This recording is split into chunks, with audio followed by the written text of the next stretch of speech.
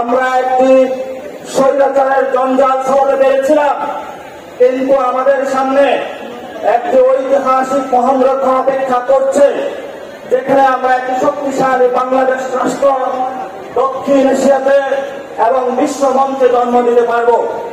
আপনারা জানেন, আমরা ক্যাম্পাসের সেই গাছের নিচে বসে আড্ডা পাঠচক্রের মাধ্যমে বাংলাদেশের রাজনৈতিক পথ নির্দেশক কি হবে সেগুলো আমরা তৈরি করেছিলাম।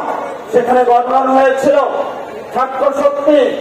আজকে এই ছাত্র শক্তির কারণেই ফেসিবাদী শক্তি বাংলাদেশে যে গত ৫৩ বছরে জেগে বসেছিল, বাংলাদেশের আপমর জনতা, রাজনৈতিক দল, সকল পক্ষ গোষ্ঠীকে নিয়ে একটি সফল ঐতিহাসিক গণ অভ্যুত্থানকে নেতৃত্ব দিয়েছিল।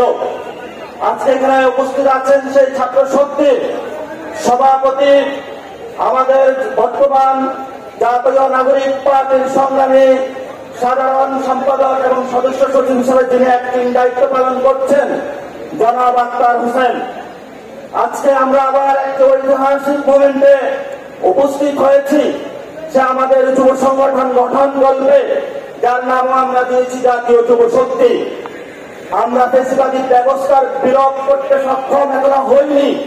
এই লড়াইটা চলমান থাকবে।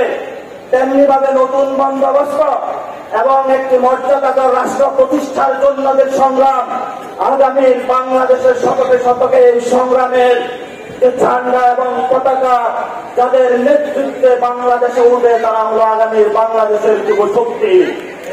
আর সেই যুব শক্তির প্রাণবহরা আপনারা আজকে আমার সামনে বসে আছেন, এখানে উপস্থিত আছেন বিভিন্ন রাজনৈতিক দলের বিভিন্ন সংগ্রামী নেতৃবৃন্দ, উপস্থিত আছেন গণ অভ্যুত্থানের আমাদের মা এবং বোনেরা, যারা যদি মাঠে না আসতে গণ অভ্যুত্থান সফল হতো না। উপস্থিত আছেন তরুণ যুবরা, যাদের রক্তের উপর দিয়ে বাংলাদেশে একটি নতুন গণতান্ত্রিক প্রক্রিয়ায় প্রবেশ করেছে।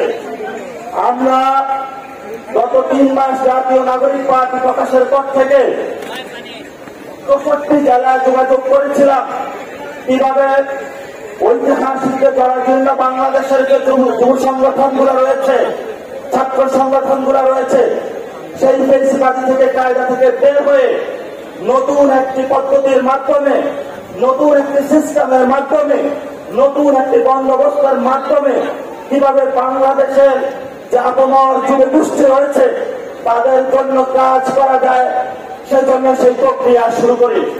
আমরা ৬৪ জেলায় ভ্রমণ করেছিলাম, ৬৪ জেলায় কথা বলেছিলাম, আমরা ৬৪ জেলায় ইন্টারভিউ নিয়েছিলাম, আমরা আমাদের মাইনরিটি সেকশনের সাথে কথা বলেছি, আমরা আমাদের আলেম সমাজের সাথে কথা বলেছি, আমরা আমাদের মা বোনদের সাথে কথা বলেছি, তরুণ যুবা যারা পিছিয়ে পড়া সমাজ তাদের সাথে কথা বলেছি, বিভিন্ন রাজনৈতিক দলের সাথে কথা বলেছি, সমাজের যারা সিনিয়র সিটিজেন তাদের সাথে কথা বলেছি, সমাজের যারা ছাত্র জনতা তাদের সাথে কথা বলেছি, সমাজের যারা ব্যবসায়ী তাদের সাথে কথা বলেছি।